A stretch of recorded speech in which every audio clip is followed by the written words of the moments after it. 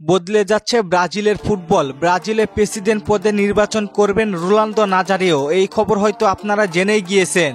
রোনাল্দো Nazario যখন থেকে president পদে নির্বাচন পদে অংশ নেবেন তখন থেকে ব্রাজিল ফ্যানরা অনেক খুশি। কারণ এই ব্রাজিল দলের কোনো উন্নতির দেখা মিলছে না। বাজে কোচ, বাজে প্লেয়ার সিলেকশন, একের পর এক টুর্নামেন্ট থেকে বিদায়।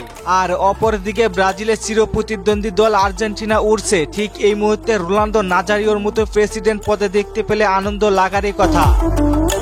ব্রাজিল ইতিহাসের অন্যতম প্লেয়ারদের অন্যতম তিনি। ব্রাজিলের হয়ে অল্প দিনে অনেক কিছু জিতেছেন, তবে দলকে যা দিয়েছেন মনে রাখার মতো। ব্রাজিলের ক্যারিয়ারে 62 গোলের পাশাপাশি দলের হয়ে জিতেছেন 2টি ওয়ার্ল্ড কাপ, 2টি কোপা আমেরিকা, একটি কনফেডারেশনের কাপ, এছাড়া একবার বিশ্বকাপের রানার আপ এবং কোপা আমেরিকার রানার আপও হয়েছেন। ইতিহাসে বেশি ইন্টারন্যাশনাল ট্রফি জেতা প্লেয়ার রোনাল্দো নাজারিও।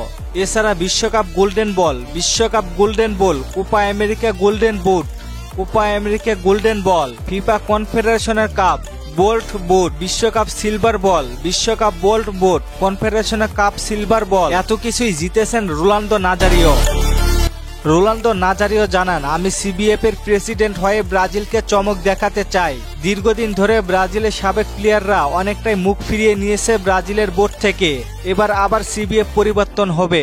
ব্রাজিলের সেই 2014 সালের পর থেকে আবারও হতাশা বেড়ে যায়। ঘরের মাঠে জার্মানির কাছে 7-0 গোলের পরাজয়, 2018 বিশ্বকাপে বেলজিয়ামের কাছে পরাজয়, এরপরে আবারও 2019 সালে কোপা আমেরিকা জয়। কোপা আমেরিকা জয় করার পরে ব্রাজিল ফ্যানরা স্বপ্ন দেখতে শুরু করেছিল, কিন্তু আবারও 2021 সালে কোপা আমেরিকা ও 2022 বিশ্বকাপে হতাশ।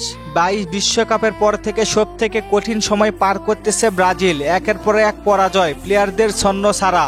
ব্রাজিলের এমন খারাপ অবস্থা দেখে ঘরের ছেলে হিসেবে মেনে নিতে পারেননি, এই জন্যই সে সিদ্ধান্ত নিয়েছে ব্রাজিলের প্রেসিডেন্ট হবেন। প্রেসিডেন্ট পদে জয়ী হবার পরে ব্রাজিলকে আবারও আগের রূপে ফিরাবেন। আপনাদের কি মনে হয়, রোনাল্দো নাজারিও হতে পারবে কি ব্রাজিলের প্রেসিডেন্ট? জানিয়ে দিন কমেন্ট করে। আর আপনাদের নতুন কোনো প্রশ্ন থাকলে কমেন্ট করতে পারেন, পরবর্তী ভিডিওতে রিপ্লাই করব। ফেসবুক এবং টিকটক থেকে দেখলেও আপনারাও কমেন্ট করতে পারেন।